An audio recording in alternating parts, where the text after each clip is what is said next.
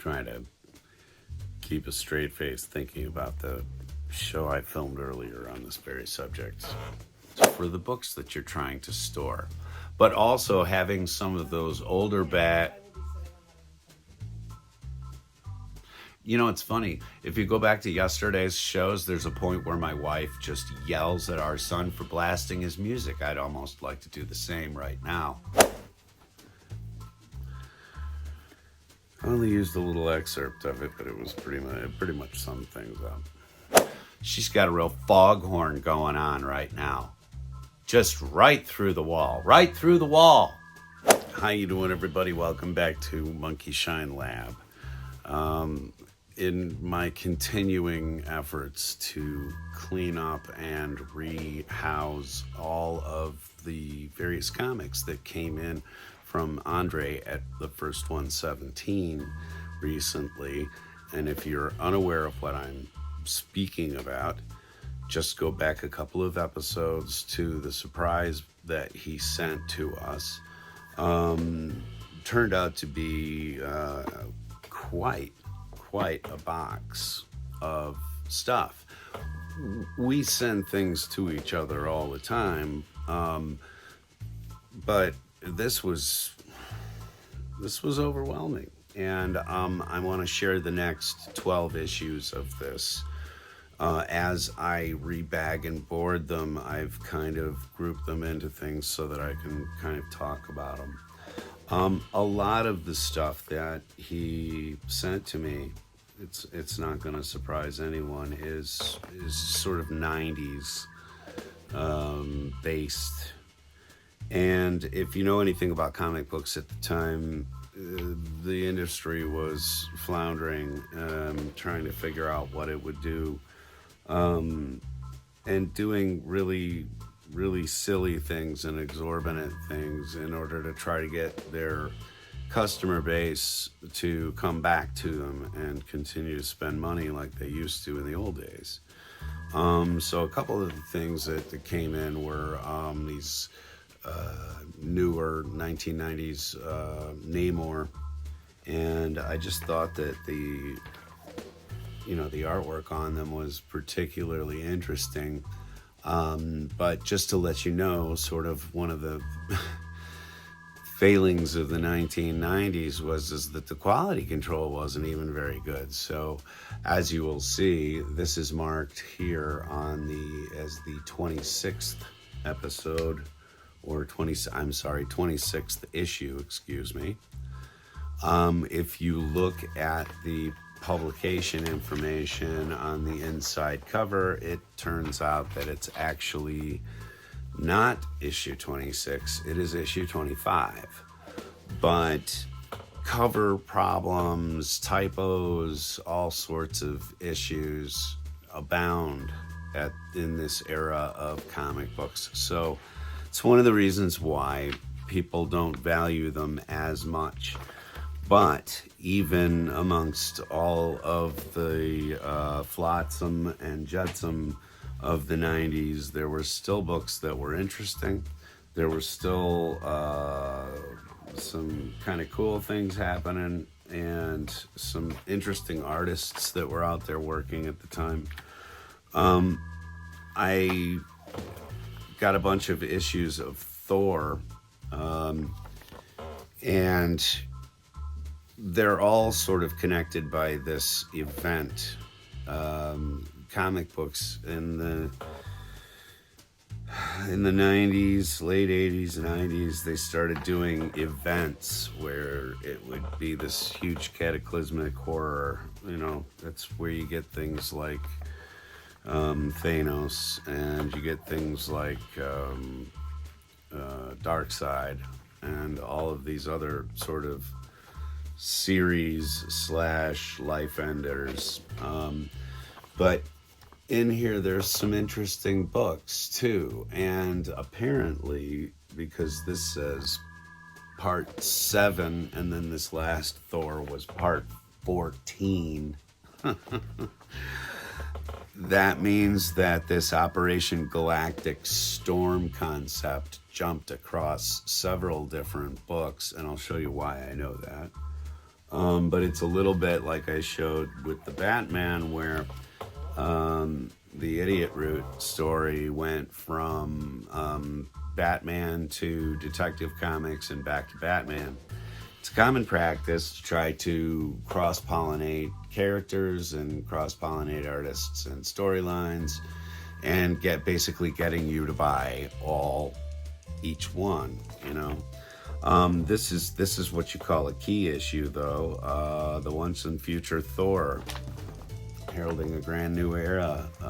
This is apparently a turnover in artists, a turnover in writers, and a reborn Thor. So this is what they would call a key issue. What that ups the value for, I'm not certain, probably not much, okay? None of this stuff that I'm handling with my grubby little mitts here is honestly worth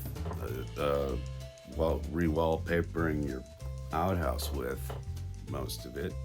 But if you collect it, if you enjoy the art form like I do, then each one is sort of a portrait, if you will. Each panel is a piece of art. As I said, in the 90s, they kind of lost their way, and they were searching around for ways to bring their books into the next era of buyers. And so they would do things like foil covers, they would do things like special issues with fold outs. Does this one have a fold out on it?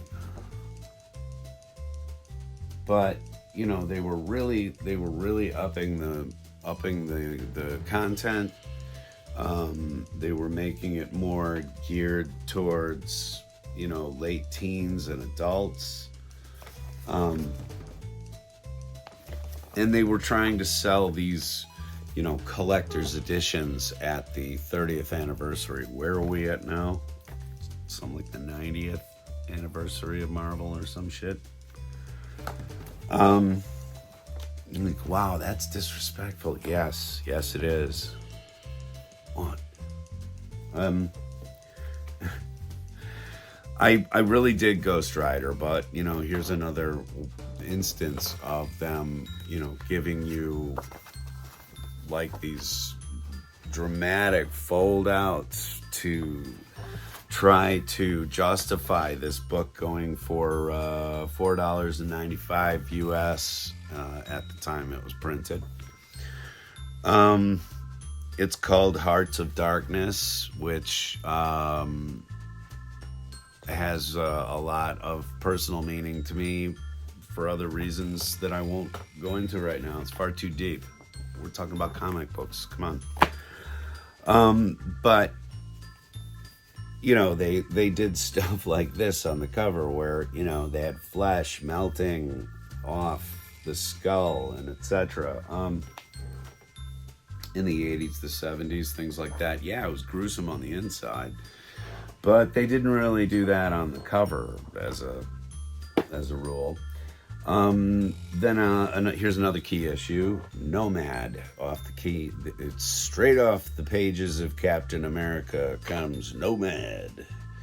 This is well before all of the Bucky, you know, like the Bucky Seattle 92. Again, you know, 30th anniversary. This is a first, and I can't imagine that Nomad went very far. But you know, maybe I'm holding a book that's worth a ton. Who knows?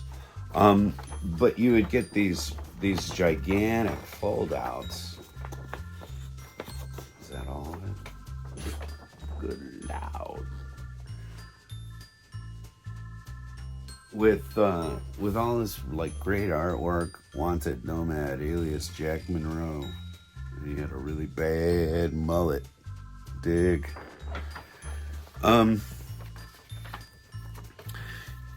they would put out these special editions, and one of the things that this just really does more than anything else is not fit in a modern bag and board.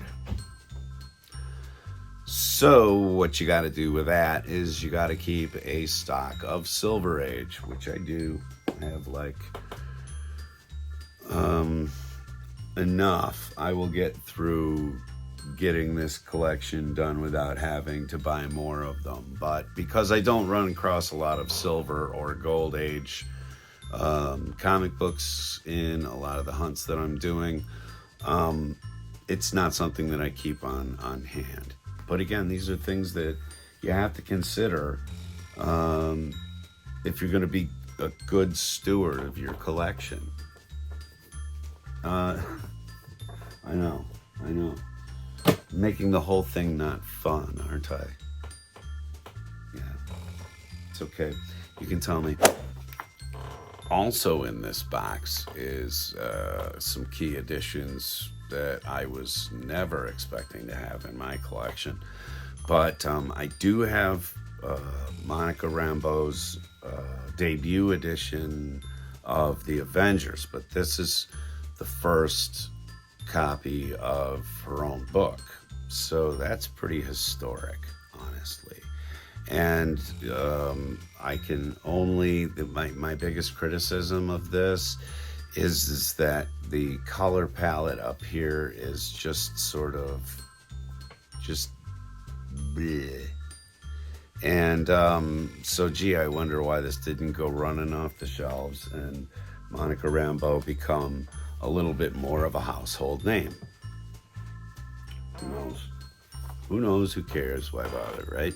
Anyway, last issue that I have to show to you is also a key issue, and it's also sort of on the bizarre side of Marvel.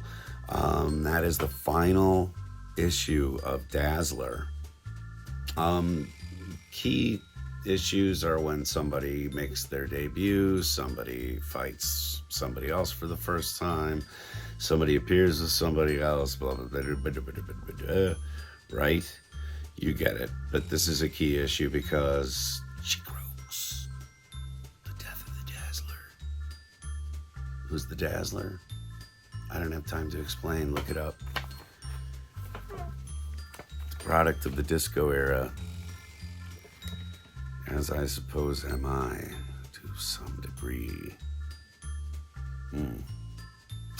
Yeah, I fart dust. Anyway, thanks very much for coming out and listening to this little installment of the new comics out of the first 117 box. I don't know. I've got to come up with a better title of it.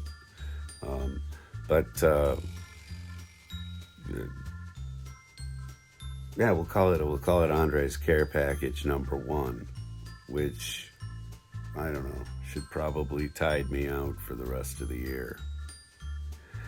We've got 2 dozen down and a mega pint, a mega stack to go. So please join us again, and I promise not to make this the only path of content that we're going to do while we're doing it, but there is so much here, and comics are one of those things that gives me great pleasure lately. Diecast has been a bit of a problem. Haven't been able to find any decent stocks and stashes of it lately. And so the only thing that's really been feeding that collector vibe for me is comic books, and Andre dropped this on my front step, which is amazing. We have good friends out there. If you haven't checked out Nostalgic, check out his channel. If you have not checked out the first 117, please go see his old videos. He used to post stuff up. Andre, I'm waiting. You think I'm not watching, but I am. Come on, dude.